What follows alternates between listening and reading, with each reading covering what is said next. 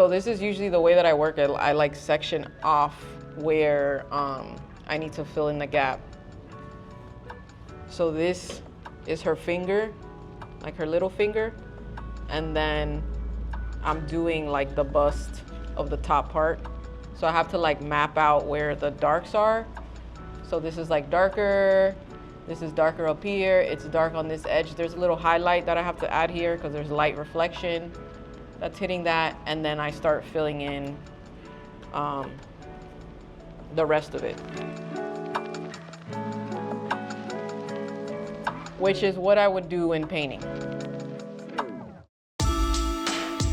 My name is Kandy G. Lopez. I'm an artist and I'm also a professor at Nova Southeastern University. I love teaching as much as I love making. I am a portrait maker, so I've been painting for a long time. I love oil paints. Even with the fiber work, I would consider them fiber paintings. It's just using a different medium. There's so many different yarn colors and textures and types. So this is more of like a sculptural kind of portrait painting. And I really enjoy it because it's hard to do.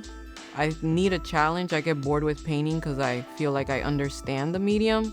So like I'll do printmaking for a while and like try the different printmaking techniques and then cut up those prints and they become collages. And then those collages turn back into paintings. I'm also dealing with stained glass at the moment because that's another challenge. Yeah, I get bored fast. But fiber has been something that I'm still learning. So I think that's why I'm still figuring it out. So I like to add the gold and silver to the details. Like I really love details. It's one of the things that I really enjoy about painting too, is getting like the reflection color of whatever's underneath of the object or the person. So this is like my way of doing that with a different fiber. When I first started, there was not that many browns. It was like 3 or 4. They were called like skin tones, but it was like generic kind of browns. And I've been on a scavenger hunt for browns, and people like donate and send me boxes of like their grandmother's yarn, or I'll go to the thrift store and they have like random like bags of yarn that I just take. And I've been collecting more and more browns. I think it's that, and like greens are one of the colors that like I really look for because there's subtleties in them. And I'm also thinking about dyeing. So like dyeing my own yarn and figuring out how to get the correct color like I would if it's a painting. If I'm like done with the specific color, then I use the needle that I have in my hand. But it's usually like maybe 8 to 12 different needles at this point. Because again, there's like more browns and that's usually the color that I'm working with. So just like a paint palette where there's like multiple colors on the palette, this is like my palette.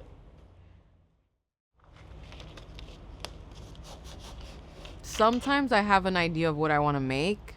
Sometimes it's just like somebody walking past and I'm like, who's that person?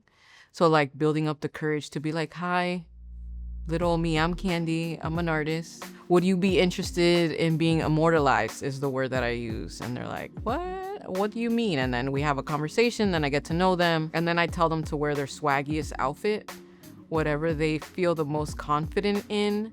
A lot of people come with like multiple outfits, which is a real challenge for me because I'm like, oh my God, I'm gonna have to do like 4 or 5 of this person because I'm attracted to like that, the patterns, the texture, the color, the body language, the, you know, a tumbao that people have. Like I'm really interested in that. And sometimes it's like friends of friends. And so it's like constantly making, you know, the most swaggiest people that I can find. When I take the picture of the person, I'm usually on the floor. I like the perspective of them looking down at the viewer. I also like to start with the eyes because I think the eyes are the most important part of the person. I want the eyes to also look at you, the viewer.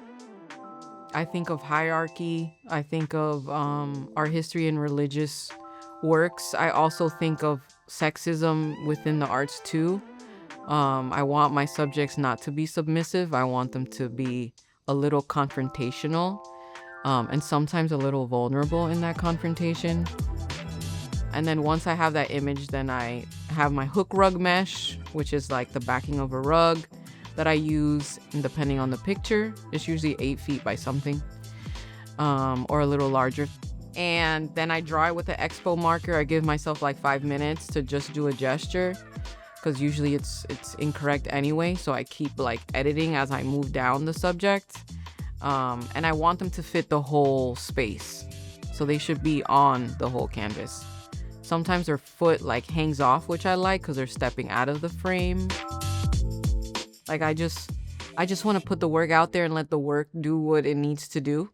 Some people cry when they look at the work, which makes me super emotional. Some people connect with the people that are in the works because it reminds them of a cousin or a friend or an ex, or there's like emotions that build up, which I like. Some people think they're paintings, and then they walk up and I hear the and that, like, I melt every time I hear that. Having community in the space and people being able to see themselves in those spaces is important for my work.